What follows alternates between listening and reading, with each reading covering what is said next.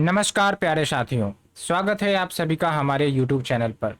हम लोग vision IAS के मंथली मैगजीन डिस्कस कर रहे थे और इंटरनेशनल रिलेशन पॉलिटी के टॉपिक कवर किए जा चुके हैं। अगर आपने उसे नहीं देखा है तो आप विजिट करें, देखें। और आज हम साइंस एंड टेक्नोलॉजी के पार्ट को डिस्कस करने वाले हैं। इसमें भी अप्रोक्स 1 घंटे का समय तो लग ही जाएगा क्योंकि थोड़ा कंसेप्चुअल होता है, तो समझना काफ़ी इम्पोर्टेंट होगा, तभी जाके आप एप्लीकेशन समझ सकते हैं, आप प्रीलिम्स के क्वेश्चन अटेम्प्ट कर सकते हैं। इसलिए हम उसी अनुसार डिस्कस करने वाले हैं। तो चलिए शुरुआत करते हैं। पहला टॉपिक है आपका जेनेटिकली मॉडिफाइड क्रॉप्स को लेकर। कंटेक्स्ट क्या है? तो 2022 में यूनियन गवर्नमेंट ने इन्वायरमेंटल क्लियरेंस दिया था जेनेटिकली मॉडिफाइड मस्टर्ड क्रॉप्स को, लेकिन बाद में ये मैटर सुप्रीम कोर्ट के पास चला गया था और सुप्रीम कोर्ट ने भी हाल ही में जजमेंट दिया है और स्प्लिट वर्डिक्ट है।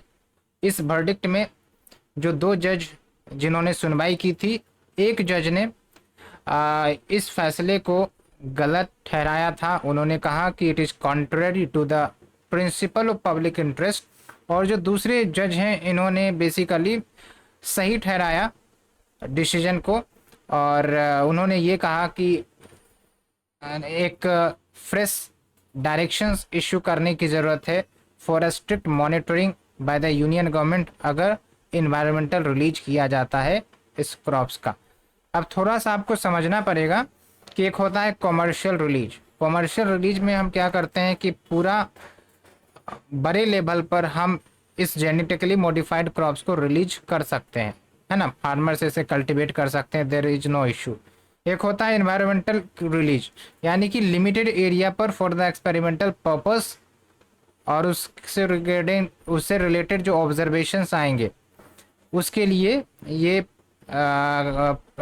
कल्टिवेट किए जाते हैं ताकि जो रिजल्ट है उसको ऑब्जर्व किया जाए, एनालाइज किया जाए। उसके बाद अगर सब कुछ सही रहा तो कमर्शियल रिलीज के लिए अप्रूवल दी जाएगी। तो इस बात को आपको ध्यान रखना है, ठीक है। तो यहाँ पर हम किन मुद्दों पर बात करेंगे?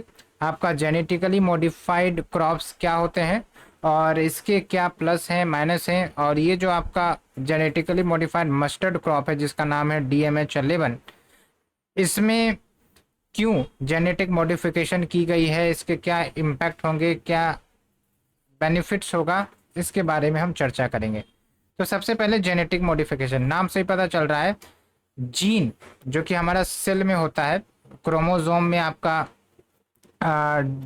DNA होता है, तो जो आपका जीन है उसको हम मॉडिफाई कर देते हैं आर्टिफिशियली, तो उसको हम जेनेटिक मॉडिफिकेशन कहते हैं, जिसके कारण जो आपका प्लांट्स है उसका कैरेक्टरिस्टिक्स में बदलाव आ जाता है, ठीक है। ये ध्यान रखना है। फॉरेन जीन हम इंसर्ट करते हैं जिसको हम ट्रांस जीन भी कहते हैं। और अगर हम बात करें GM मस्टर्ड क्रॉप की, तो आप देखिए, मतलब ये जो मस्टर्ड क्रॉप है ये जेनेटिकली मॉडिफाई की गई है और नाम दिया गया है DMH11। किसके द्वारा डेवलप किया गया? Centre for genetic manipulation of crop plant, Delhi university के द्वारा, ठीक है।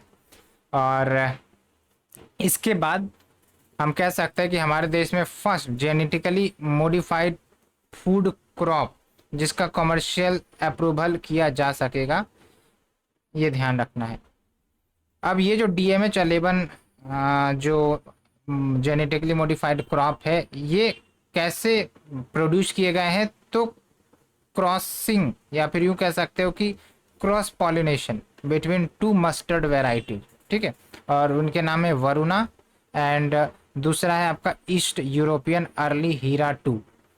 अब आप समझिए कि हमें क्रॉस पॉलिनेशन कैसे संभव है, जबकि ये जो आपका मस्टर्ड क्रॉप्स होते हैं ये सेल्फ पॉलिनेटिंग करते हैं। तो सेल्फ पॉलिनेटिंग करते हैं तो ये क्रॉस पॉलिनेशन को एक्सेप्ट नहीं करते हैं, इसीलिए इसको एक्सेप्ट करवाने के लिए एक जीन इंट्रोड्यूस किया गया जिसका नाम है बार्नेज एंड बास्टर जीन। और ये जीन एक्सट्रैक्ट किया गया कहाँ से? बैसिलस एमाइलो लिक्विफेसिनेज, ये सॉइल बैक्टीरिया में, सॉइल में ये बैक्टीरिया रहती है, वहाँ से आपका ये क्रॉस पॉलिनेशन करवाया गया इस जीन को इंट्रोड्यूस करके।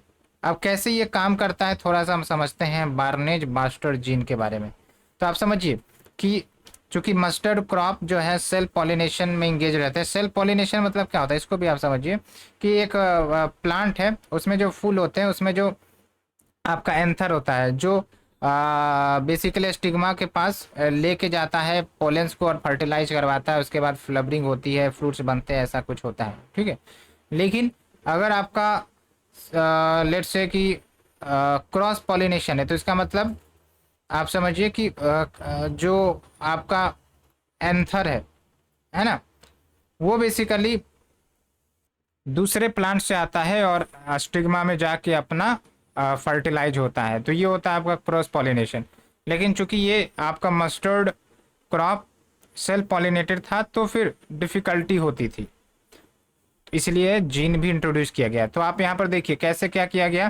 तो ये जो बार्नेज जीन है वो आपका मेल स्टेराइल प्लांट में आपका इंक्लूड किया गया, और जो बास्टर जीन है वो आपका पोलन प्रोड्यूसिंग प्लांट में इंट्रोड्यूस किया गया। फिर दोनों को हाइब्रिड दोनों को बेसिकली क्रॉस पॉलिनेशन करवाया गया, तो फिर जाके आपका DMH11 बना।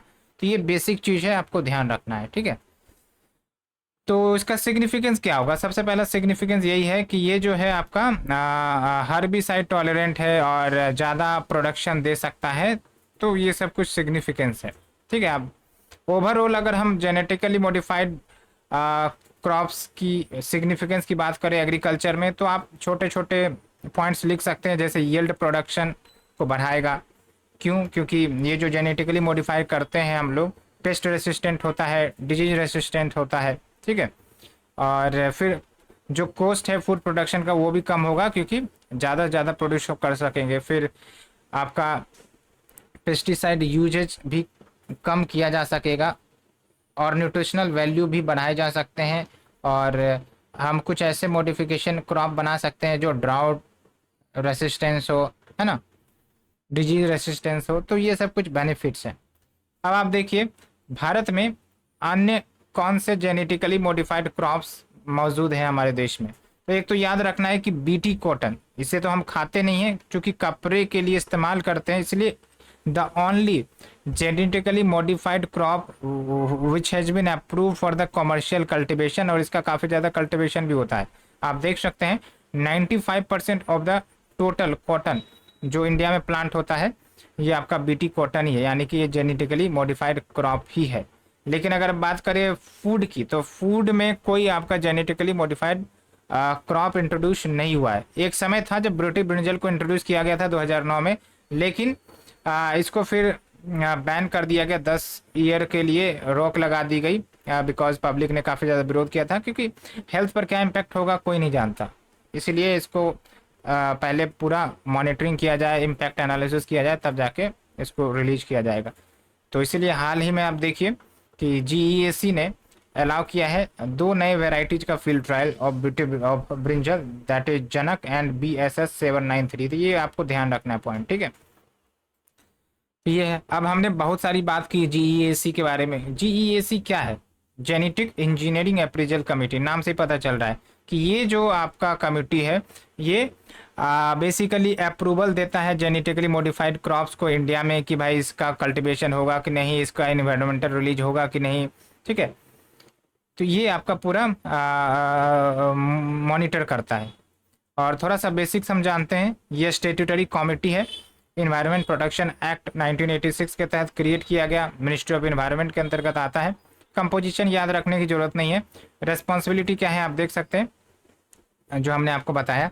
उसके साथ साथ बेसिकली अप्रूवल देता है उन वेरियस एक्टिविटी जहां पर large scale hazardous micro organism या फिर उसके कम्बिनेशन का यूज हो रहा हो रिसर्च या फिर इंडस्ट्रियल प्रोडक्शन में। तो ये सब कुछ रिस्पॉन्सिबिलिटी है। अब बात करते हैं कि हमारे देश में GM क्रॉप्स को लेकर क्या पूरा रेगुलेटरी फ्रेमवर्क है। मतलब अगर GM क्रॉप्स इन्वायरमेंट में रिलीज करना है या इंपोर्ट करना है, एक्सपोर्ट करना है, तो क्या कुछ नियम कानून या रेगुलेशन है। तो सबसे पहली बात तो ये है कि फूड के मामले में अगर कोई GM को इंपोर्ट करना है, मैन्युफैक्चर करना है या फिर बेचना है इंडिया में, तो बिना FSSAI के अप्रूवल से नहीं होगा। FSSAI food safety and standard authority of India, जो कि एक स्टेटूटरी बॉडी है, FSS एक्ट के तहत बनाई गई थी। ठीक है, उसके बाद आप देखिए स्टेट बायोटेक्नोलॉजी कोऑर्डिनेशन कमेटी, जो स्टेट लेवल पर रिव्यू करता है सेफ्टी एंड कंट्रोल मेजर्स को। उसके बाद डिस्ट्रिक्ट लेवल कमेटी है, जो डिस्ट्रिक्ट लेवल पर काम करता है, और ये स्टेट बायोडाइवर्सिटी कोऑर्डिनेशन कमेटी को अपना रिपोर्ट भी भेजता है। उसके बाद आप देखिए GM क्रॉप अप्रूवल प्रोसेस की बात करें तो कैसे अप्रूवल होता है, तो केस टू केस बेसिस, मतलब कोई दूसरा क्रॉप है तो उसके लिए अलग, कोई दूसरा क्रॉप है तो उसके लिए अलग, है ना, तो केस टू केस बेसिस, लेकिन साइंटिफिक एवोल्यूशन के आधार पर कि उसका हेल्थ पर, एनवायरनमेंट पर क्या नुकसान पड़ेगा, तभी जाके रिलीज होता है। ये हमने देखा भी, तभी तो आप देखते हैं कि मामले कोर्ट में भी अटक जाते हैं। तो ये सब कुछ है, लेकिन हाँ सबसे इंपॉर्टेंट बात कंसर्न्स क्या है, चिंताएं क्या होती है, ये आपको ध्यान रखना है, क्योंकि UPSC जो है कहीं ना कहीं कंसर्न्स को लेकर ज़्यादा क्वेश्चन बना देती है। तो एक तो ह्यूमन हेल्थ सबसे बड़ा कंसर्न होता है कि आप देखिए यहाँ पर जो GM क्रॉप्स होते हैं, जो जनरली हर्बिसाइड टॉलरेंट होते हैं, ये ग्लाइफोसेट पर डिपेंड करते हैं। ठीक है, लेकिन अब आप समझिए कि ग्लाइफोसेट हम क्रॉप पर डाल रहे हैं, लेकिन WHO ने ग्लाइफोसेट को प्रोबेबल कार्सिनोजन यानी कैंसर काउजिंग केमिकल माना है। तो भाई साहब अगर ये हमारे शरीर के अंदर जाते हैं by eating these plant varieties, तो फिर हमारे शरीर को तो लॉन्ग टर्म में नुकसान होगा, कैंसर काउज कर जाएगा, इसलिए ये सबसे बड़ा कंसर्न है। उसके बाद बायोडाइवर्सिटी लॉस, उसके बाद आप देखिए कंटेमिनेशन, उसके बाद हनी बीज एंड अदर पॉलिनेटर्स पर भी इफेक्ट हो सकता है। ऐसे कैसे आपका इफेक्ट होगा, तो जैसे आप समझिए कि ये जो आपका GM क्रॉप्स बनाए जाते हैं, इसमें हर्बिसाइड टॉलरेंट, पेस्टिसाइड टॉलरेंट बनाए जाते हैं।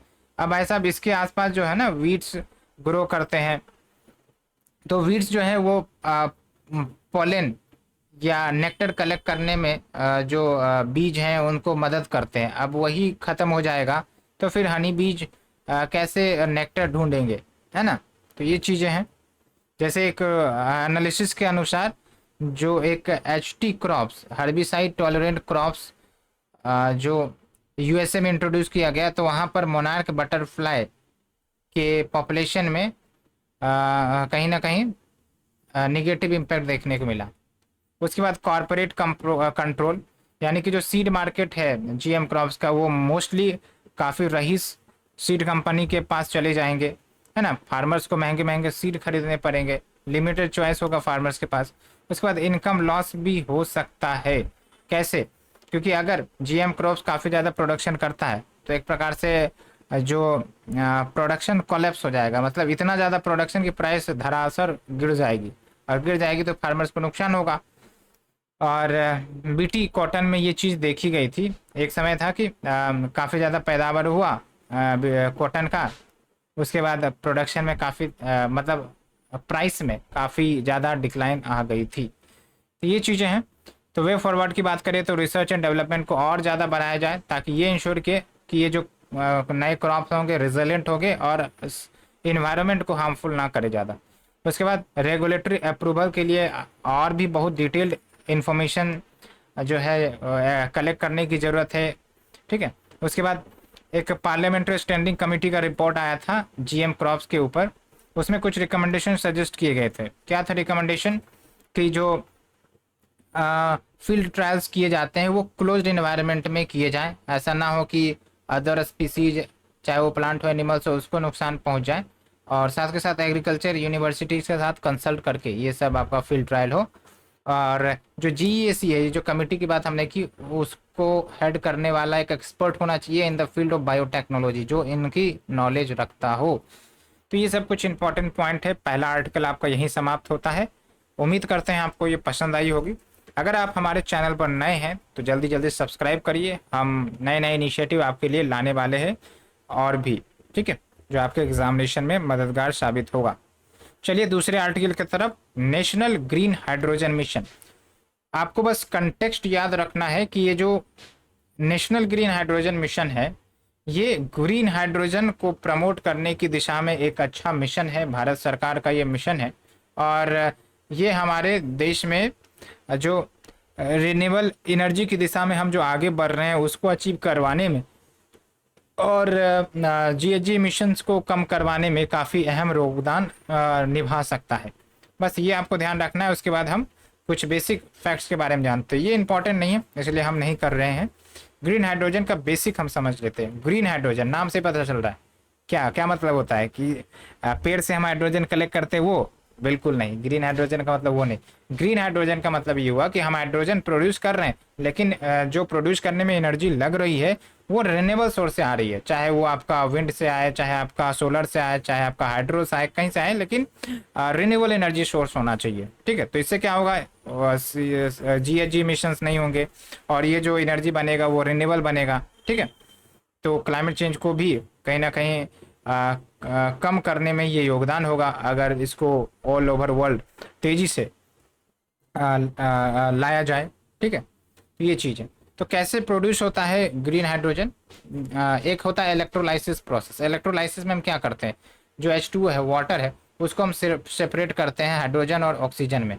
तो एक तरफ आपका ऑक्सीजन निकल गया, एक तरफ आपका हाइड्रोजन निकल गया, लेकिन ये जो एनर्जी हम दे रहे हैं वो आपका रिन्यूएबल सोर्सेज से दे रहे हैं। बस यही बात है। दूसरा तरीका है आपका बायोमास से भी प्रोड्यूस किया जाता है। कहाँ कहाँ यूज होते हैं ये एप्लीकेशन थोड़ा ध्यान रखना है आपको।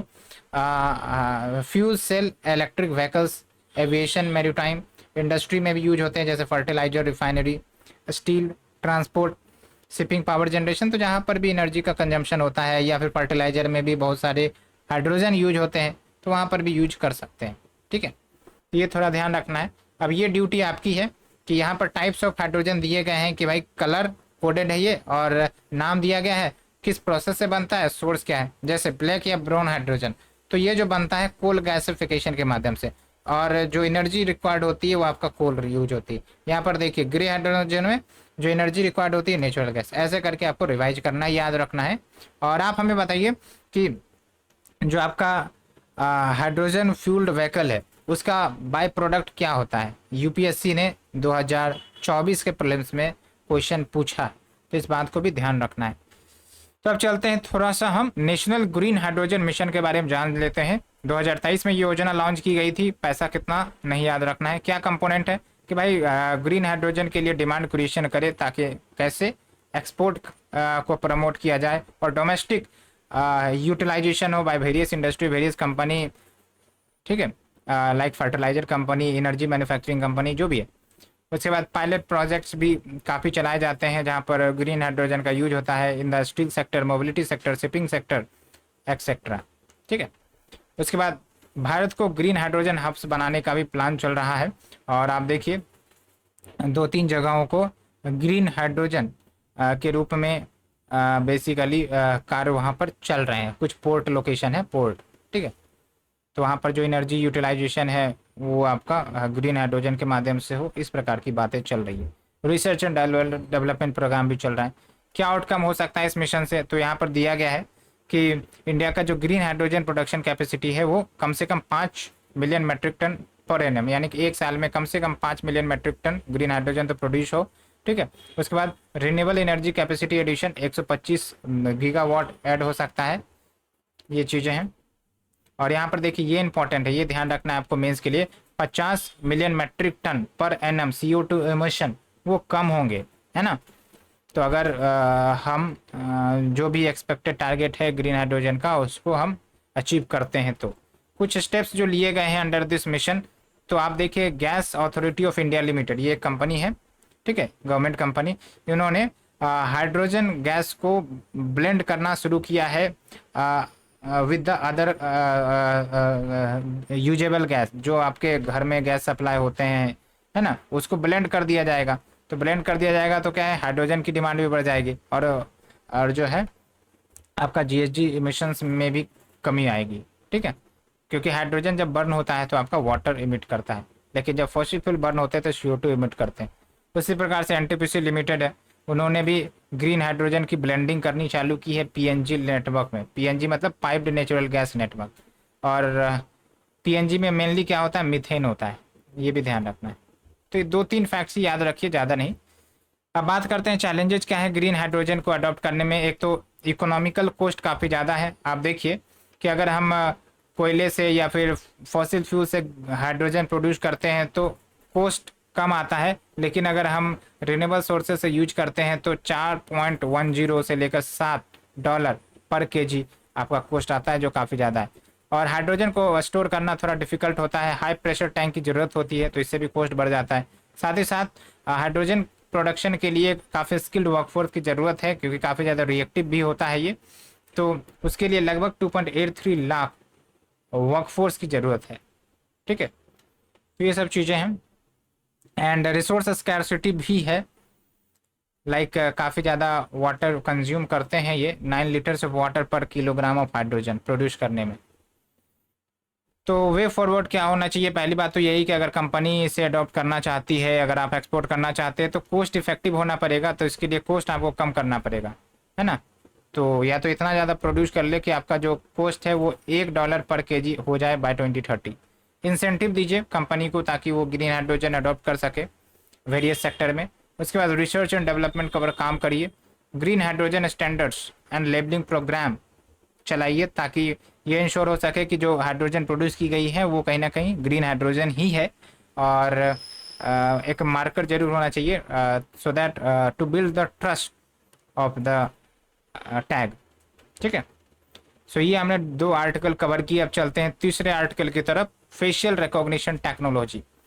क्या है ये? FRT नाम से ही पता चल रहा है, फेस को रिकॉग्नाइज करने की टेक्नोलॉजी है। इसका कॉमन चीज़ है जो आप मोबाइल में, टैब में यूज करते हैं। जैसे ही आप अपने फेस को मोबाइल के सामने लाएंगे, आपका मोबाइल ओपन हो जाएगा, लॉक हो जाएगा, तो यही आपका फेशियल रिकॉग्निशन टेक्नोलॉजी। ठीक है, तो कंटेक्स्ट क्या है? नीति आयोग जो कि एक थिंक टैंक है गवर्नमेंट ऑफ इंडिया की, इन्होंने व्हाइट पेपर रिलीज किया है, responsible AI for all on FRT। Context उतना इंपॉर्टेंट नहीं है, FRT को थोड़ा सा बेसिक से समझ लेते हैं। हमने आपको टेक्नोलॉजी के बारे में बता ही दिया है। क्या इस्तेमाल किया जा सकता है इसको? तो आइडेंटिटी वेरिफिकेशन में आपका मोबाइल फ़ोन और आप आइडेंटिटी वेरीफाई हो गया। उसके बाद कोई क्राइम है, कोई केसेस है, उसको भी इन्वेस्टिगेट करने में मदद करेगा। फॉर एग्जांपल, चोरों का डाटाबेस बना के रखा गया है पुलिस स्टेशन में, और वहाँ पर फोटो सैंपल लेकर रखे गए। अब भाई अगर कोई चोर उचक्का क्राइम करते हुए फोटो क्लिक हुआ, वीडियो रिकॉर्डिंग हुआ, तो AI की मदद से कहीं ना कहीं उसको ढूंढा जा सकता है, उसके चेहरे को आइडेंटिफाई किया जा सकता है। तो ये है मास मॉनिटरिंग एंड सर्वेलेंस के लिए भी। कैसे वर्क करता है? बेसिक तो चीज़ें हमने बता दी आपको। UPSC ये नहीं पूछेगा कि कैसे वर्क करता है। ठीक है, सिंपल ये। हम समझेंगे कि एप्लीकेशंस और यूजेज क्या है FRT के। बहुत सारे जगह पर है। सबसे पहला and most important, security related usages, जैसे लॉ एंड ऑर्डर को इन्फोर्स करना, इन द सेंस कि कोई भी व्यक्ति है उसको आइडेंटिफाई करने में यूज किया जा सकता है। एग्जाम्पल के तौर पर उत्तर प्रदेश का त्रिनेत्र है। ठीक है, और ये रियल टाइम आइडेंटिफिकेशन करता है क्रिमिनल्स का। उसी प्रकार से जो अगर लोग मिस हो गए हैं, मिल नहीं पा रहे, ढूंढ रहे हैं हम, उसको आइडेंटिफिकेशन करने में मदद होगा। इसके लिए तेलंगाना का दर्पण स्कीम है। ठीक है, तो फोटोज को मैच किया जाता है विद द मिसिंग चिल्ड्रन, तो आपका काम बन जाएगा। उसके बाद मॉनिटरिंग एंड सर्वेलेंस के लिए भी यूज हो सकता है। इमिग्रेशन एंड बॉर्डर मैनेजमेंट के लिए भी यूज हो सकता है। ये पॉइंट को ध्यान रखना है। अगर आपको technological role in the border security management topic पर पूछा जाता है तो याद कर सकते हैं कि FRT को यूज हम कर सकते हैं। उसके बाद क्राउड कंट्रोल के लिए भी हम यूज कर सकते हैं, और इसका बेस्ट एग्जाम्पल UP के प्रयागराज में देखने को मिला, to manage the Kumbh Mela 2021।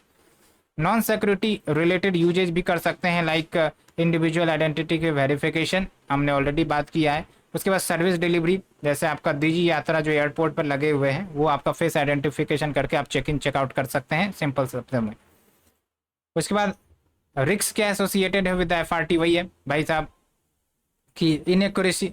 अब 100% आपका कभी कभी डाटा फिट नहीं बैठता है। आपने देखा होगा कभी कभी आप वेरीफाई करिए तो वेरीफाई नहीं होगा, रात में और भी वेरीफाई नहीं होगा। ठीक है, तो कभी कभी मिसमैच हो जाता है। ऑटोनोमेशन बायसनेस हो सकता है। क्या है ऑटोनोमस बायसनेस? तो बेसिकली जो जिस कंपनी ने ऐप बनाया है उसका एल्गोरिथम होगा। अब उसने हो सकता है बायसनेस डाला हो in the name of race, gender, tone, skin, तो ऐसे में आइडेंटिफाई करने में दिक्कत हो सकती है। अंडर रिप्रेजेंटेशन हो सकता है सर्टेन कम्युनिटी का डाटाबेस में। उसके बाद अकाउंटेबिलिटी भी बात नहीं है कि अगर कुछ डैमेज क्रिएट कर देता है FRT तो फिर अकाउंटेबल कौन होगा। उसके बाद टेक्निकल फैक्टर्स लाइक ये जो शरीर है वो चेंज होते रहती है, facial expression, ageing, plastic surgery, तब कैसे आइडेंटिफाई करेगा। उसके बाद lack of training of human operators, ये सब कॉमन बातें हैं, तो उतना ज़्यादा डिटेल की बात नहीं है। उसके बाद एक accountability, legal liability and grievance redressal, ये भी एक कंसर्न होता है कि भाई अकाउंटेबिलिटी कौन फिक्स करेगा, ठीक है।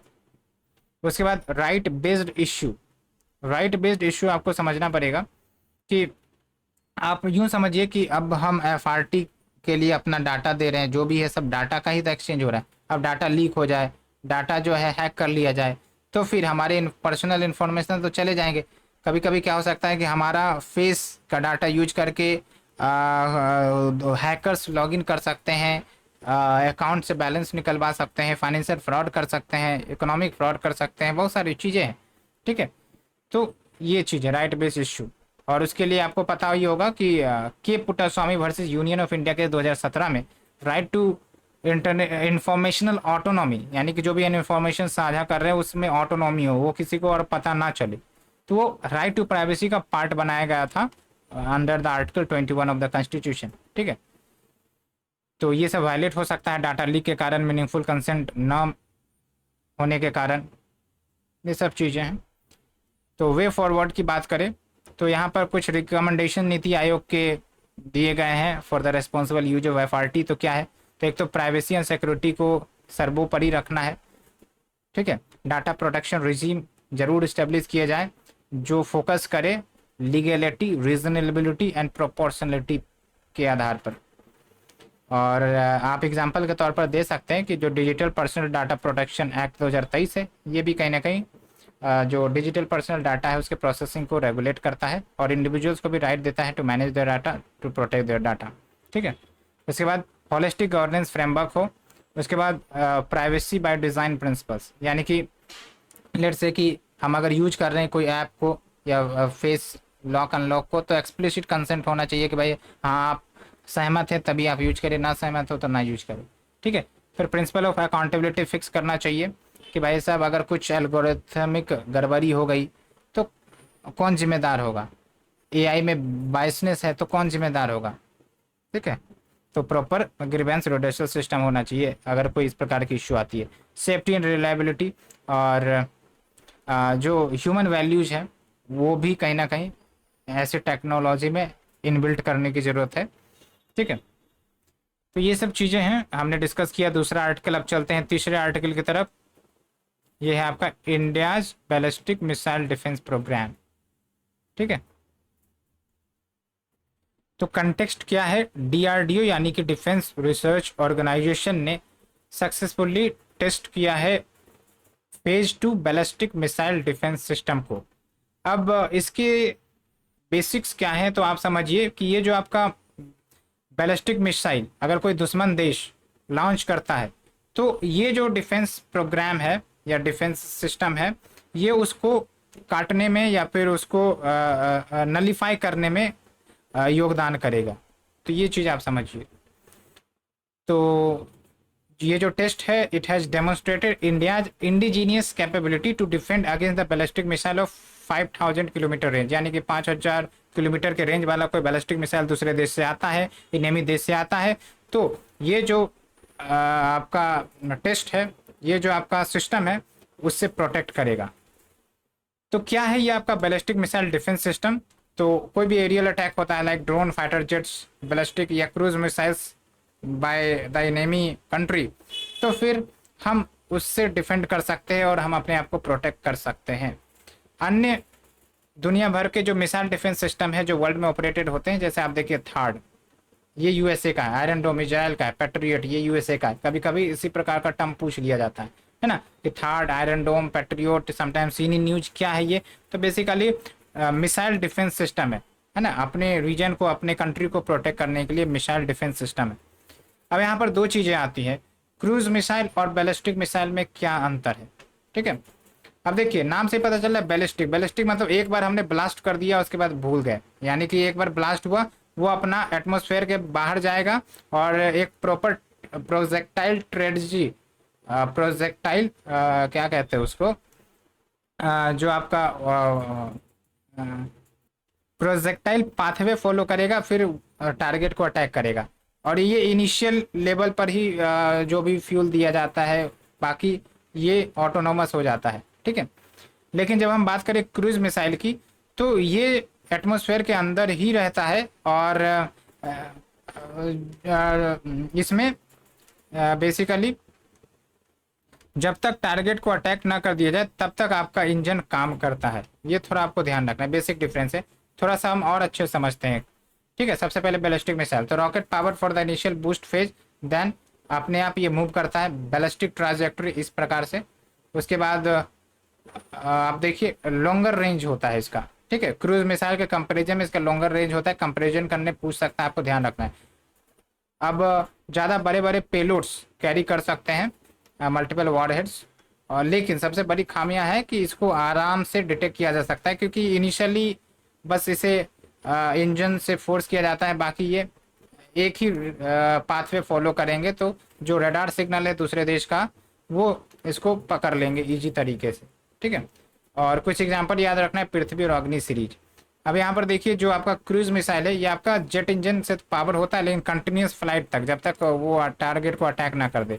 लेकिन दूसरी बात है कि लो एल्टीट्यूड पर ये फ्लाई करता है, जबकि जो बैलिस्टिक है वो एटमॉस्फेयर के बाहर भी चला जाता है। और मैन्यूवर करने का काफ़ी ज़्यादा स्कोप रहता है इसमें। ये जो आप देख रहे हैं ना, ये जो ऐसे ऐसे करके मूव कर रहा है, ये मैन्यूवरिंग कहते हैं, है ना। तो इसका मतलब क्या है, इनेमी के रडार से, इनेमी के अटैक से बचा भी जा सकता है अच्छे से। लेकिन smaller single warhead usually carry करता है ये, और इसको डिटेक्ट करना थोड़ा सा मुश्किल होता है, लेकिन बेसिकली इंटरसेप्ट किया जा सकता है। ऐसा नहीं कि हम नहीं कर सकते, इंटरसेप्ट थोड़ा मुश्किल होता है लेकिन किया जा सकता है। एग्जाम्पल है आपका ब्रह्मोस मिसाइल, ध्यान रखना है। अब क्या इवोल्यूशन हुआ भारत में बैलिस्टिक मिसाइल डिफेंस प्रोग्राम का, उसके हिस्ट्री में हमें नहीं जाना है, बस इतना ध्यान रखना है कि 2000 में ये प्रोग्राम सैंक्शन हुआ था। क्यों सैंक्शन हुआ था, क्योंकि चाइना, पाकिस्तान, ये सब जो हमारे पड़ोसी देश है जो काफ़ी हॉस्टाइल है, न्यूक्लियर पावर रखते हैं, तो उसके बढ़ते खतरे के कारण हमने ये इनिशिएटिव लिया था, ठीक है। बाकी फेज 1 फेज 2 उतना डिटेल में नहीं जाना है, ओवरव्यू जान लिए, समझ आ गया। सिग्निफिकेंस की बात करते हैं, क्या सिग्निफिकेंस, स्ट्रेटेजिक सिग्निफिकेंस ये है, भारत की जो नेशनल सिक्योरिटी है वो मजबूत होगी। भारत का जो गोल है स्ट्रेटेजिक ऑटोनॉमी का डिफेंस सेक्टर में, हम किसी पर डिपेंडेंट ना रहे। अगर हम पर दुश्मन आक्रमण कर दे तो फिर ये सुनिश्चित किया जाएगा। साथ के साथ हम नेट सिक्योरिटी प्रोवाइडर हो सकते हैं इंडो पैसिफिक रीजन में, दूसरे दूसरे नेबरिंग कंट्रीज को, स्मॉल आइलैंड कंट्रीज को। अब हम ही सुरक्षित नहीं है तो हम कैसे नेट सिक्योरिटी प्रोवाइडर होंगे। इसलिए कहीं ना कहीं ये सब डिफेंस प्रोग्राम जो है हमारी क्रेडिबिलिटी को इंटरनेशनल लेवल पर बढ़ाता है, स्ट्रेटेजिक ऑटोनॉमी प्रोवाइड करता है। उसके बाद सिक्योरिटी भी प्रोवाइड करेगा। अगर हमारे पास ये सब सिस्टम है तो एक बार दुश्मन अटैक करने के लिए भी सोचेगा, ठीक है। तो secure environment in the Indo Pacific और ये सब चीज़ें हैं। उसके बाद टेक्नोलॉजिकल प्रोग्रेस भी दिखाता है हमारे देश का। और अगर ये प्रोग्राम डेवलप हो रहे हैं तो इसके साथ साथ जो आपके लूपिंग इंडस्ट्री है या सेक्टर से वो भी डेवलप होते हैं, जैसे रडार एंड ट्रैकिंग सिस्टम, इस पर भी काम चलने लगेगा। Dual use technology like telecommunication, aerospace.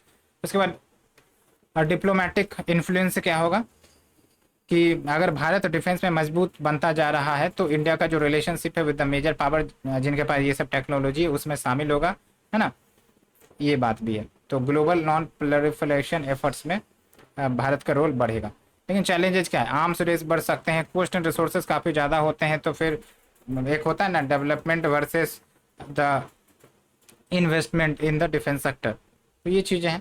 उसके बाद इंटरऑपरेबिलिटी एंड इवोल्यूशन, ये सब चीज़ें। तो सिंपल सा नोट था, ज़्यादा अंदर घुसने की ज़रूरत नहीं है, ये हमने बेसिक डिस्कस किया। तो प्रोजेक्ट कुशा क्या है ये आपको एक बार देख लेना है, ठीक है। अब चलते हैं हम न्यूज इन शॉर्ट्स के बारे में डिस्कस करते हैं। पहला है आपका ग्लोबल इंडिया एआई समिट 2024। ज़्यादा डिटेल में नहीं जाना है, बस ध्यान रखना है ये समिट जो है वो इंडिया के द्वारा होस्ट किया गया था।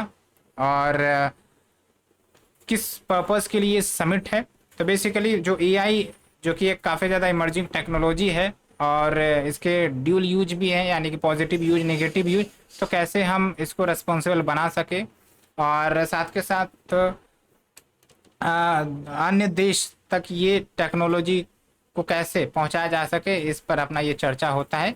और यहाँ पर भारत ने एक अच्छी बात कही थी कि जो इंडिया है वो चाहता है कि जो एआई टेक्नोलॉजी है वो बहुत सारे देशों के पास पहुंचे और सभी के द्वारा एसेसिबल हो, सभी से यूज कर सके। नहीं तो क्या होगा कि जो टेक्नोलॉजी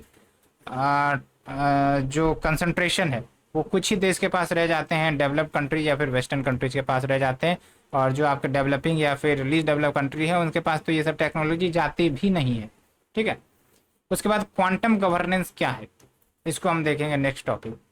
तो कंटेक्स्ट है कि यूनिवर्सिटी ऑफ ऑक्सफोर्ड ने चेतावनी दी है कि ये जो क्वांटम टेक्नोलॉजी को हम बड़ी बड़ी बातें कहते हैं कि इससे ये बेनिफिट हो जाएगा, वो बेनिफिट हो जाएगा, वो हम बढ़ा चढ़ा कर बातें कह रहे हैं, एक्सपेक्टेशन काफ़ी ज़्यादा करके रखे हैं। तो इसके निगेटिव यूज भी हैं, पॉजिटिव यूज भी है। लोग पॉजिटिव यूज पर बात करते हैं लेकिन निगेटिव यूज को इग्नोर करते थे। तो इसीलिए निगेटिव यूज को मिनिमाइज किया जा सके, उसको कम किया जा सके, उसके लिए क्वांटम गवर्नेंस होना ज़रूरी है। लेकिन उससे पहले हम क्वांटम कंप्यूटिंग या क्वांटम टेक्नोलॉजी क्या होता है उसको समझेंगे।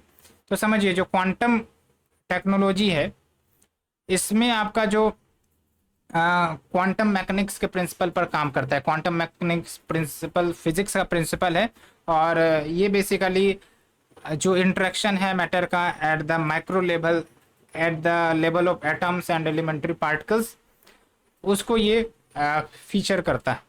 और इसका एप्लीकेशन डिफरेंट डायमेंशन में like communication, disaster management, computing, simulation, chemistry, health care, बहुत सारे फील्ड में इसका एप्लीकेशन है। तो आपको दिमाग ओपन करके रखना है। ठीक है, तो ये हमने बेसिक क्वांटम टेक्नोलॉजी के बारे में बता दिए। अब आप समझिए कि इसका पॉजिटिव यूज भी है, निगेटिव भी यूज है। तो भाई इसके लिए कोई गवर्नेंस तो हो, जैसे एआई के लिए गवर्नेंस होना चाहिए, क्वांटम गवर्नेंस भी हो, है ना। तो इसी मुद्दे को हाईलाइट किया गया था। तो क्वांटम गवर्नेंस में क्या होना चाहिए, लाइक ट्रांसपेरेंसी होने चाहिए, जो भी काम किए जा रहे हैं इस फील्ड में तो वो पता होना चाहिए दुनिया को, पब्लिक को। इंक्लूसिवनेस होना चाहिए, एक्सेसिबिलिटी होनी चाहिए, वेरियस कंट्री चाहे डेवलप हो, डेवलपिंग हो, जो भी है। और इक्विटेबिलिटी होनी चाहिए, अकाउंटेबिलिटी होनी चाहिए, और कॉमन गुड जो ऑब्जेक्टिव होना चाहिए क्वांटम कंप्यूटिंग या क्वांटम टेक्नोलॉजी का, वो पूरे विश्व के अच्छाई के लिए होना चाहिए। ऐसा नहीं कि भाई लड़ाई युद्ध झगड़े के लिए हम कर रहे हैं। ये चीज़ है। सिग्निफिकेंस क्या होगा इस क्वांटम गवर्नेंस अगर लागू होता है तो, एक तो रेस्पॉन्सिबल क्वांटम कंप्यूटिंग की दिशा में हम आगे बढ़ सकेंगे बाय बिल्डिंग द ट्रस्ट। उसके बाद एथिकल कंसिडरेशन को भी जगह दी जाएगी क्वांटम टेक्नोलॉजी में, ताकि नुकसान ना हो वर्ल्ड का। उसके बाद जो अन्य टेक्नोलॉजी है जहाँ पर एथिकल प्रिंसिपल लागू हो रहे हैं, एआई में, नैनोटेक में, न्यूक्लियर में, तो वहाँ से भी हम सीख कर इसमें को इम्प्लीमेंट कर सकते हैं। लेकिन चैलेंजेज कुछ हैं, जैसे प्राइवेट सेक्टर जो होता है वो मोस्टली प्रॉफिट ड्रिवन अप्रोच होता है, तो वो कहीं ना कहीं रेस्पॉन्सिबल ओपन क्वांटम डेवलपमेंट पर उतना ज़्यादा फोकस नहीं करेंगे। इसके कारण क्या होगा, डिसेंट्रलाइजेशन नहीं हो पाएगा इस टेक्नोलॉजी का, और हो सकता है कि नेगेटिव पर्पस के लिए भी यूज किया जा सकता है। तो क्वांटम टेक्नोलॉजी के हमने बता दिया। भारत के द्वारा क्या इनिशिएटिव लिया गया है, तो आप देखिए national mission on quantum technology and application 2023। उसके बाद 21 क्वांटम हब्स हमारे देश में और 4 क्वांटम रिसर्च पार्क पूरे भारत में बनाया गया है। ये फैक्ट आपको मेंस के लिए याद रखना है। ठीक है, उसके बाद चलते हैं अगले फैक्ट की तरफ। स्नो ब्लाइंड मालवेयर क्या है, नाम से ही ध्यान रखना, ये मालवेयर है। मालवेयर क्या होता है, आपका एंड्रॉयड डिवाइसेस सबको टारगेट करता है और आपके इन्फॉर्मेशन को चोरी कर लेता है, सेंसिटिव इन्फॉर्मेशन को चोरी कर लेता है। बस स्नो ब्लाइंड एक लाइन में मालवेयर है। उसके बाद naturally existing DNA editing tool. तो कंटेक्स्ट ये है कि अभी साइंटिस्ट ने हाल ही में प्राकृतिक रूप से एग्जिस्टिंग डीएनए एडिटिंग टूल को डिस्कवर किया है, जिसका नाम है ब्रिज रिकम्बिनेज मैकेनिज्म। अब आप थोड़ा सा समझिए, डीएनए एडिटिंग टूल क्या होते हैं, जो डीएनए को एडिट करते हैं। अभी हमने जीन मॉडिफिकेशन या जेनेटिक क्रॉप्स की बात की पहले टॉपिक में। तो वो जो आपका जीन एडिटिंग होता है, उसके माध्यम से हम डिजायर्ड कैरेक्टरिस्टिक्स किसी प्लांट में या एनिमल में लाने का कोशिश करते हैं। तो होता ये है कि जो जीन एडिटिंग टूल हम यूज करते हैं, है ना, वो हम आर्टिफिशियली बना कर रखे हैं।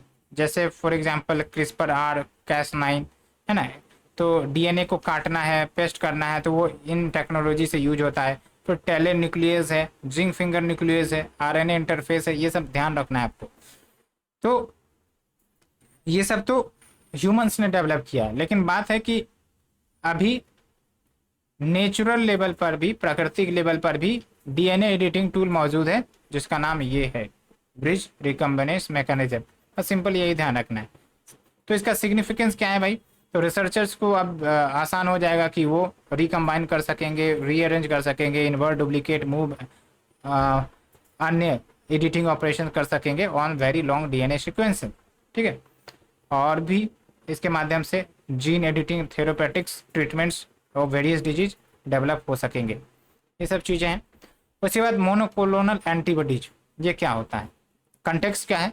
Nipah monoclonal antibody trials India में 2025 से शुरू हो सकती है। तो यहाँ पर मेन कंटेक्स्ट है मोनोक्लोनल एंटीबॉडी, लेकिन उसको समझने से पहले एंटीबॉडी समझना पड़ेगा। जो एंटीबॉडी होते हैं वो हमारे शरीर बनाते हैं, ताकि अगर कोई फॉरेन इन्वेडर आया, वायरस, बैक्टीरिया, जो भी है, और हमारे शरीर को नुकसान कर रहा है, तो फिर वो फाइट करेगा, एंटीबॉडी बनाएगा और फॉरेनर्स को भगा देगा।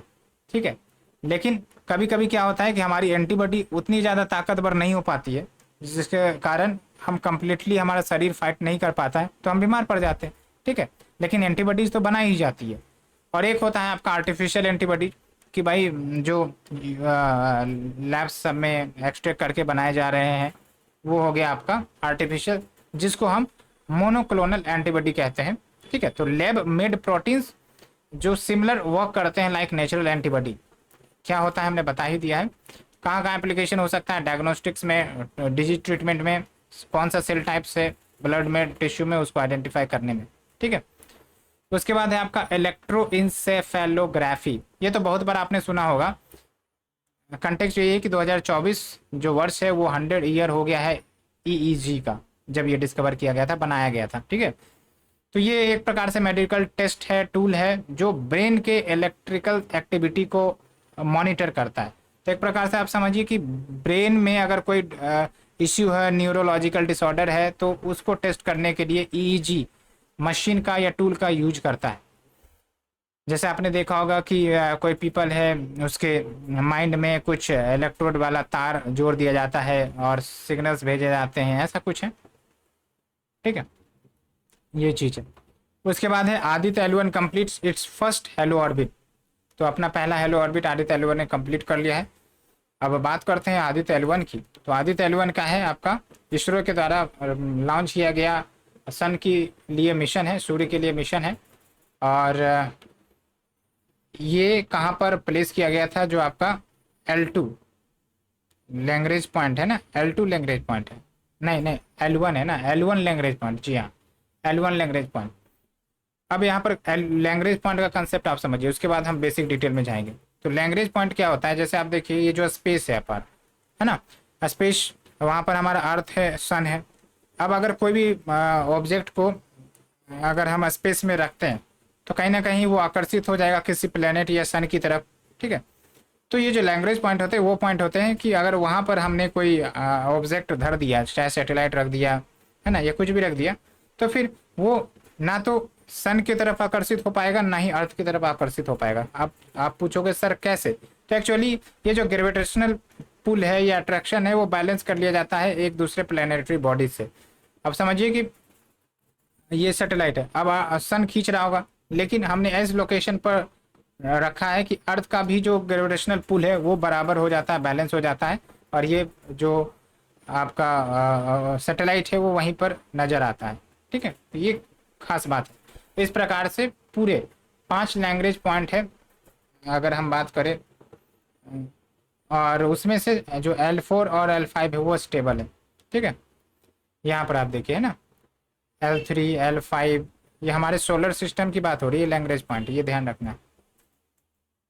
अब हैरो ऑर्बिट क्या होते हैं? तो ये आपका 3 डायमेंशनल ऑर्बिट होते हैं। और ये कैसे बनते हैं? बेसिकली जब इंटरेक्शन होता है between the gravitational pull of 2 planetary bodies and centrifugal force जो स्पेसक्राफ्ट लगाती है, उसके कारण आपका ये आपका हेलो ऑर्बिट हमें देखने को मिलता है। और उतना ज़्यादा इंपॉर्टेंट नहीं है, बस थोड़ा आपको ध्यान रखना है हेलो ऑर्बिट्स के बारे में। अब आदित्य एल1 को हेलो ऑर्बिट में डाल देते हैं तो क्या बेनिफिट है? तो एक तो ये है कि मिशन लाइफ टाइम काफ़ी ज़्यादा लंबा हो जाता है। जैसे इसका मिशन लाइफ टाइम 5 साल है, फ्यूल कंजम्पशन कम होती है। और जो सन है, सन को हम कंटिन्यूस बेसिस पर देख सकते हैं, चाहे चंद्र ग्रहण हो सूर्य ग्रहण हो, कोई फर्क नहीं पड़ेगा। अब थोड़ा आदित्य L1 मिशन की बात कर लेते हैं। काफ़ी ज़्यादा चर्चा में था, यूपीएससी हालांकि पूछा नहीं है 2024 में भी। तो ये फर्स्ट इंडियन स्पेस मिशन है जो सन को स्टडी कर रहा है, सन के कोरोना को, सोलर इमिशन को, कोरोनल मास इजेक्शन को। अब ये सब क्या है, ये आप हमें बताइए कमेंट सेक्शन में, ठीक है। पेलोड्स भी दिए गए हैं। उसके बाद है आपका प्लेनेटरी डिफेंस। प्लेनेटरी डिफेंस क्या है, अब आप समझिए कि भाई इतना बड़ा हमारा सोलर सिस्टम है, यूनिवर्स है, और एस्ट्रॉयड जो है तैरते रहता है, कोमेट्स तैरते रहता है स्पेस में। तो कभी खुदा ना खास्ते एस्ट्रॉयड आके हमारे अर्थ पर टकरा जाए तो पूरा लाइफ तो ख़त्म ही हो जाएगा। जैसे एक बार आया था, डायनासोर ही विलुप्त हो गया, तो वो घटना फिर से तो आ सकती है। तो इसीलिए प्लेनेटरी डिफेंस करना जरूरी है इन एक्स्ट्रा टेरेस्टेरियल ऑब्जेक्ट से, ठीक है। तो उसके लिए बहुत सारे जो स्पेस एजेंसी कार्य कर रहे हैं, जैसे नासा है, इसरो, ये सब कार्य कर रहे हैं, और बहुत सारे डेमोन्स्ट्रेशन भी उन्होंने किया है। तो कंटेक्स्ट उतना ज़्यादा इंपॉर्टेंट नहीं है, थोड़ा सा आपको बेसिक ध्यान रखना, ये प्रीलिम्स के लिए इंपॉर्टेंट है ज़्यादातर, ठीक है। जैसे एस्ट्रॉयड एपोफिस है, ये भारत जो हमारा अर्थ है उसके लिए खतरा है, क्योंकि ये नियर अर्थ ऑब्जेक्ट है, यानी कि एस्ट्रॉयड ही है लेकिन अर्थ के काफ़ी नज़दीक है, और ये हो सकता है कि हमारे अर्थ से टकरा भी जाए भविष्य में। इसलिए ये one of the most hazardous asteroid जो आइडेंटिफाई किया गया है, ठीक है। और ये आप देखिए प्लेनेटरी डिफेंस के बारे में तो हमने बता ही दिया है कि भाई साहब ऐसे नियर अर्थ ऑब्जेक्ट्स से निपटने के लिए हम कुछ ना कुछ डिफेंस मैकेनिज्म तो तैयार करेंगे। कैसे करेंगे कि भाई पहले तो कोई अगर एस्ट्रॉयड आ रहा है जो हमारे अर्थ को टक्कर कर सकता है, डिटेक्ट कर लो, ट्रैक करो, इम्पैक्ट असेसमेंट करो, उसको डिफ्लेक्ट कर दो। कि अगर लेट से कि ये आ रहा है, तो अगर हमने कुछ सैटेलाइट या स्पेसिस लॉन्च करके उसको डिफ्लेक्ट करवा दिया तो सही है। यही चीज़ें चल रही है, उस पर टेस्ट भी चल रहा है बहुत सारे स्पेस एजेंसी का। जैसे एग्जाम्पल के तौर पर नासा का डार्ट मिशन है, डबल एस्ट्रॉयड रिडायरेक्शन टेस्ट। इसके माध्यम से क्या किया जा रहा है कि जो आपका एस्ट्रॉयड है ना, उसको डिफ्लेक्ट कर दिया जाता है ताकि वो हमारे अर्थ पर ना आ सके। और इस पर एक्सपेरिमेंट भी किया गया था एस्ट्रॉयड डिडिमोस और उसका जो मूनलेट है डायमोर्फोस, ये ध्यान रखना। तो उसके बाद ओसिरिस एपोफिस एक्सप्लोरर मिशन, ये भी नासा का ही है, जिसको शॉर्ट फॉर्म में ओसिरिस एपेक्स मिशन कहते हैं, ठीक है। तो ये जो मिशन अभी हाल फिलहाल में ही लॉन्च किया गया था, जब नासा का ओसिरिस रेक्स मिशन कंप्लीट हो गया, मिशन सक्सेसफुल हो गया, उसके बाद ये एपोफिस एक्सप्लोरर मिशन लॉन्च किया गया ताकि ये जो एपोफिस एस्ट्रॉयड है उसको स्टडी कर सके, और इस प्रोजेक्ट का नाम ओसिरिस एपेक्स दिया गया। उसके बाद इंटरनेशनल एस्ट्रॉयड वार्निंग नेटवर्क भी है, 2013 में स्टेब्लिश हुआ था, ये ध्यान रखना है, ठीक है। इतना कंप्लीट होने के बाद अब हम चलते हैं नेक्स्ट आर्टिकल की तरफ। वो है आपका मार्स ओडिशे ऑर्बिटर। क्या कंटेक्स्ट है कि ये जो नासा का ऑर्बिटर है, ऑर्बिटर का मतलब क्या होता है, प्लेनेट के ऑर्बिट के अराउंड इर्द गिर्द करता ही, ठीक है। तो नासा का जो मार्स ऑर्बिटर है ओडिशे, इन्होंने लार्जेस्ट वोल्केनो जो हमारे सोलर सिस्टम में अकर हुआ है मार्स पर, उसको कैप्चर किया है। तो बस ध्यान रखना है कि ये जो मिशन है आपका वो नासा का है, उसके ज़्यादा कुछ नहीं। उसके बाद है आपका लूनर कीप। इसको समझना आसान बात है। जैसे अगर हम अर्थ की बात करें तो अर्थ में आप देखेंगे बहुत सारे ज़मीन के अंदर केव है, गुफा है, ठीक है। अब सरफेस से गुफा में जाया जा सकता है, जैसे आप उत्तराखंड में देखते हैं या फिर मध्य प्रदेश में देखते हैं, वो सब गुफा है। उसी प्रकार से मून में भी गुफा देखने को मिली, और सरफेस से इस गुफा में जाया जा सकता है। और कहा जा रहा है कि ये जो गुफा बनी है वो बेसिकली वोल्केनिक प्रोसेस से बनी है, ठीक है। ये ध्यान रखना है, बस इतना ही, वैसे उतना इंपॉर्टेंट भी नहीं है। उसके बाद है आपका स्मॉल मॉड्यूलर रिएक्टर, ठीक है। तो कंटेक्स्ट क्या है, बजट 2024-25 में अनाउंस किया गया कि जो सेंट्रल गवर्नमेंट है वो प्राइवेट सेक्टर के साथ पार्टनर करेगी ताकि भारत स्मॉल रिएक्टर्स बनाए जाए। अब ये बहुत इंपॉर्टेंट अपडेट है, क्योंकि जनरली क्या होता है कि भारत सरकार एटॉमिक मामले में प्राइवेट सेक्टर को इन्वॉल्व नहीं करती है, लेकिन यहाँ पर देखिए प्राइवेट सेक्टर को इन्वॉल्व किया जा रहा है, ठीक है। और आपको पता भी होगा कि FDI भी एटॉमिक सेक्टर में अलाउ नहीं है, ये भी आपको पता होगा, ठीक है, क्योंकि इसका रिस्क काफ़ी ज़्यादा होता है, और कोई बात नहीं है। तो ये जो है announcement, it's a historic shift in India's nuclear policy, क्योंकि ये जो एटॉमिक एनर्जी एक्ट 1962 है did not permit private sector participation in the nuclear energy generation. ठीक है, तो ये चीज़ें हैं। तो अगर हम बात करें स्मॉल मॉड्यूलर रिएक्टर की, तो क्या होता है ये आपका बेसिकली ये छोटे छोटे रिएक्टर्स होते हैं। रिएक्टर मतलब क्या, जहाँ रिएक्शन करवाया जा रहा है और न्यूक्लियर एनर्जी प्रोड्यूस की जा रही है, सिंपल सा मतलब है। ठीक है, एक होता है बहुत बड़ा बड़ा रिएक्टर, जैसे यहाँ पर आप एग्जांपल देखिए, बहुत बड़ा रिएक्टर है ना, लार्ज कन्वेंशनल रिएक्टर, तो काफ़ी ज़्यादा फ्यूल लगता है, रिफ्यूलिंग बार बार करनी पड़ती है, और इसका अगर कभी लीक हो गया तो इसका नुकसान काफ़ी ब्रॉडर लेवल पर हो सकता है। ये सब चीज़ें हैं। ठीक है, तो इसीलिए जो स्मॉल मॉड्यूलर रिएक्टर है उस पर ज़्यादा फोकस किया जा रहा है वर्ल्ड ओवर में। ठीक है, तो क्या कुछ सिग्निफिकेंस है स्मॉल मॉड्यूलर रिएक्टर का, तो ये आपका फैक्ट्री में इजीली असेंबल, आसानी से असेंबल किया जाता है, और ये आपका जो pressurised heavy water reactor technology है जो इंडिया इस्तेमाल करता है उस पर भी फिट बैठता है। तो भारत की न्यूक्लियर एनर्जी कैपेसिटी बढ़ा सकता है टोटल एनर्जी बास्केट में। अभी फिलहाल क्या शेयर है न्यूक्लियर एनर्जी का, 1.6%। तो आप देखिए जो लार्ज कन्वेंशनल रिएक्टर है वो लगभग 700 प्लस मेगावाट एनर्जी प्रोड्यूस कर सकता है, स्मॉल मॉड्यूलर रिएक्टर 300 मेगावाट, और उससे भी नीचे आता है मैक्रो रिएक्टर जो 10 मेगावाट तक प्रोड्यूस कर सकता है। और सिग्निफिकेंस की बात करें तो फ्यूल रिक्वायरमेंट कम होती है, जैसे आप देखिए लेस फ्रिक्वेंट रिफ्यूलिंग की ज़रूरत होती है, कम फ्रीक्वेंसी में रिफ्यूलिंग की ज़रूरत होती है लगभग 3 से 7 सालों में, जबकि जो आपका बड़ा कन्वेंशनल रिएक्टर है उसको 1 से 2 साल में ही फ्यूल की ज़रूरत पड़ती है। कंस्ट्रक्शन टाइम भी बचेगा, और जो अनसेफ रिलीजेज अगर हो जाते हैं गलती से रेडियो एक्टिव रिलीज, तो उतना ज़्यादा नुकसान नहीं होगा as compare to the large conventional reactor. उसके बाद है आपका टोकामक फ्यूजन रिएक्शन। ये आप समझिए कि वर्ल्ड लेवल पर एक्सपेरिमेंट चल रहा है। ठीक है, कि भाई साहब जो न्यूक्लियर फ्यूजन होता है उससे हम एनर्जी प्रोड्यूस करें।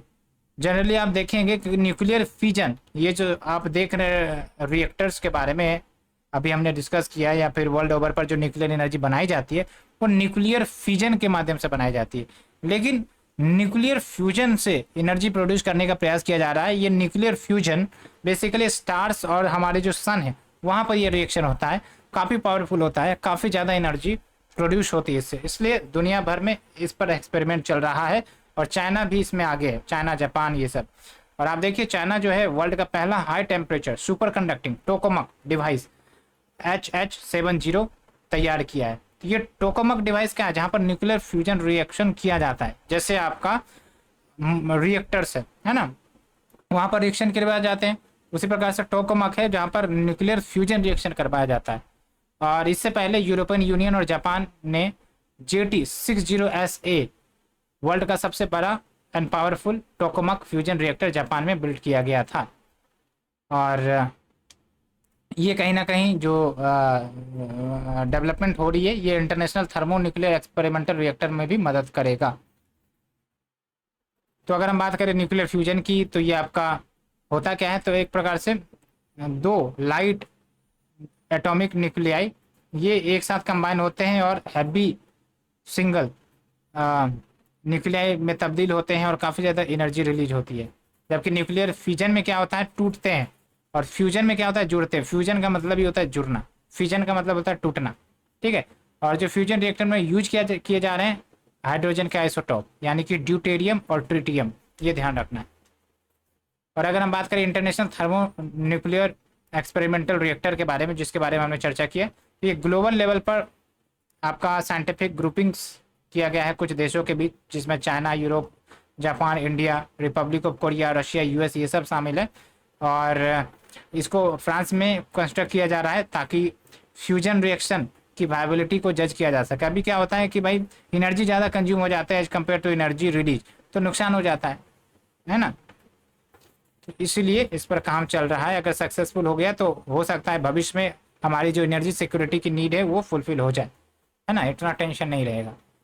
उसके बाद आप देखिए इंडिया का क्या रहा है रिलेशन विद ITER, यानी कि international thermo nuclear experimental reactor. तो 2005 में भारत ने ज्वाइन किया था।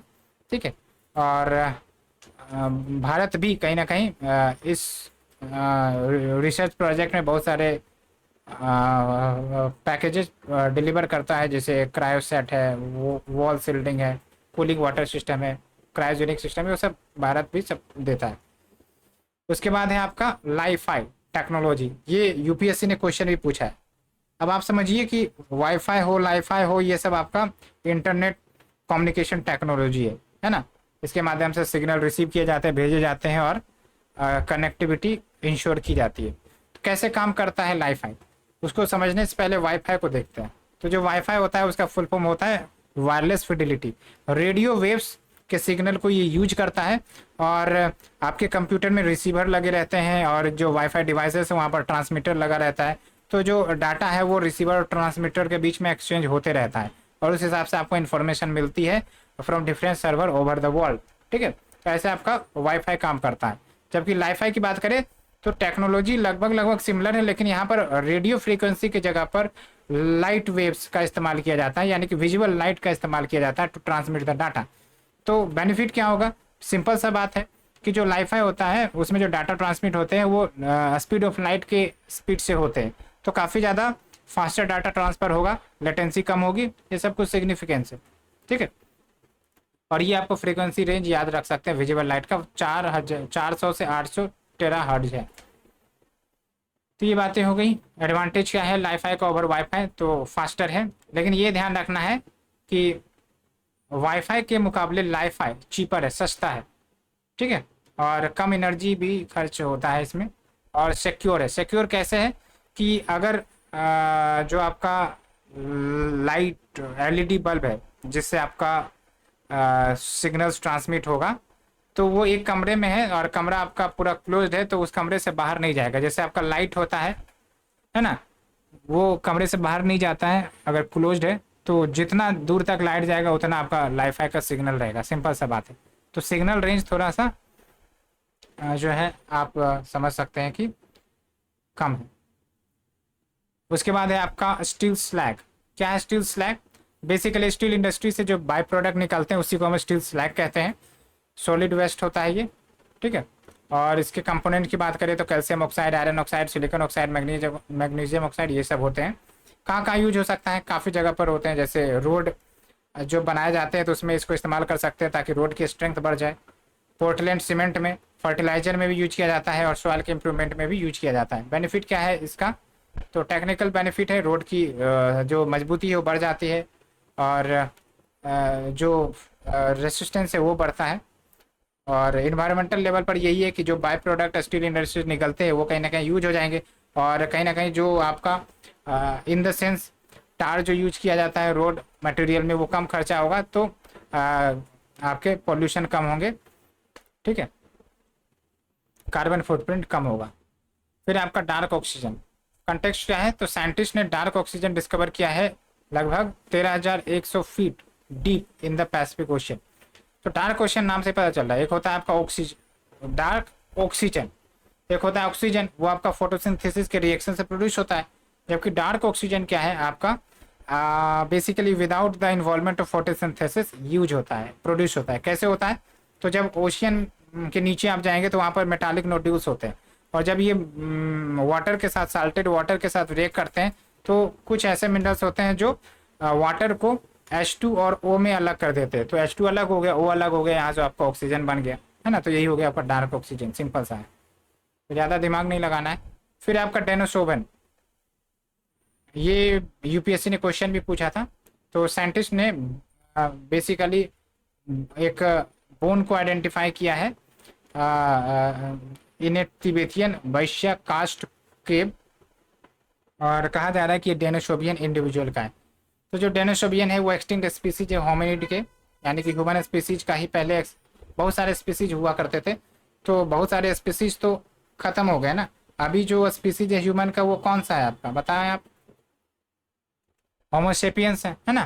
तो ये चीज़ है, और कहा जाता है कि ये जो स्पीसीज थे ह्यूमंस के, साइबेरिया से साउथ ईस्ट एशिया तक मौजूद थे। ठीक है, बाकी उतना डिटेल नहीं जानना है, बस याद रखना है कौन है। उसके बाद लास्ट यूनिवर्सल कॉमन एंसेस्टर, लूसा, क्या है ये? तो बेसिकली माइक्रोब्स है ये। और कंटेक्स्ट क्या है? साइंटिस्ट ने सजेस्ट किया कि जो लूसा है वो लगभग 300 मिलियन ईयर्स एगो बना था, जब अर्थ का फॉर्मेशन हो गया था। यानी कि अर्थ के फॉर्मेशन होने के बाद लगभग आपका बाद बना था। ठीक है, तो जो लूसा है आपका, मैंने आपको बताया कि रिसर्चर्स ने ये कहा है कि जो आपके बैक्टीरिया है, आर्चिया है, यूकेरिया है, इन सब का जो आगमन हुआ है धरती पर वो सिंगल माइक्रोब से आगमन हुआ है जिसका नाम है लूसा। ऐसे याद रख सकते हैं, बस इतना ध्यान रखना है। लूसा क्या है, तो बेसिकली माइक्रोब है। और ये कहा जा रहा है कि जो आपके एग्जिस्टिंग बैक्टीरिया, आर्चिया, यूकेरिया है वो इसी से इवॉल्व हुआ है। उसके बाद last news, international mathematical olympiad. हालांकि उतना इंपॉर्टेंट नहीं है, लेकिन आप समझिए कि जो इंटरनेशनल और मैथमेटिक्स ओलंपियाड जो हर साल ऑर्गेनाइज किए जाते हैं, तो भारत की तरफ से 6 मेंबर स्टूडेंट टीम गई थी। और वहाँ पर जब ये आपका एग्जामिनेशन हुआ तो 4 गोल्ड मेडल लेके आए, 1 सिल्वर मेडल और 1 आपका ऑनरेबल मेंशन लेकर आया है इंटरनेशनल मैथमेटिक्स ओलंपियाड 2024। ठीक है, तो ये प्रोग्राम 1989 में शुरू हुआ था और ये आपका मैथमेटिक्स कंपटीशन है वर्ल्ड लेवल पर, डिफरेंट कंट्री में ऑर्गेनाइज होती है। पहला IMO रोमानिया में ऑर्गेनाइज हुआ था, मेडल्स दिए जाते हैं। तो ये आपका सिंपल साइंस एंड टेक्नोलॉजी पूरा खत्म हो गया। उम्मीद करते हैं आपको लेक्चर पसंद आई होगी, काफ़ी फास्ट फॉरवर्ड तरीके से। और अब मिलेंगे हम अपने नेक्स्ट लेक्चर में। जो बच्चे टॉपिक्स हैं, क्या क्या टॉपिक बच गए, इन्वायरमेंट बच गया है आपका, इकोनॉमी बच गया आपका, ये 2 मेजर पोर्शन है उसको हम देखेंगे। उसके बाद आपका कल्चर है, आपका सिक्योरिटी है, ये कुछ गिने चुने छोटे छोटे टॉपिक हैं, उसको डिस्कस करेंगे। तो thank you friends, thank you very much for watching. अगर नए हैं आप हमारे चैनल पर तो ज़रूर सब्सक्राइब करें। धन्यवाद।